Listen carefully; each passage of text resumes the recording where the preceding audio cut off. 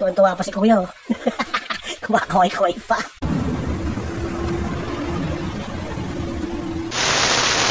Ano kataas? Yung baha? Hanggang?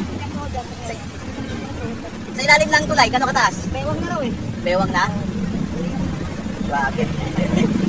Grabe mga idol, ganitong kabaha dito sa Las Piñas mga idol. Ang tinding pinsalang ginawa ni Crising. Kaya para sa mga riders dyan at bumabakbak everyday, always mag-iingat mga idol. Para sa mga nasalantang bagyo, mag-iingat po tayo lahat. At always double check ang paa kung mayroong sugat para iwas leptospirosis. Sobrang lintik.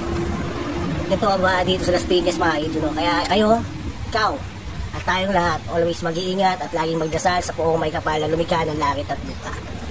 Yan. Abot bewang na yan eh, oh. Lintik yung baha, sobra. Pagtindi ni Crising, tapos may susunod pang bagyo. Dire-diretso yung bagyo na darating. Nako. Kaya, ingat mga idol. Always tayo mag-iingat. Yan. Lintik yung baha sa Las Piñas. Solid yung baha din sa Las Piñas, oh. Alright. Tuwan-tuwa pa si Kuya, oh. Kumakaway-kaway pa. Lupet. Peace out.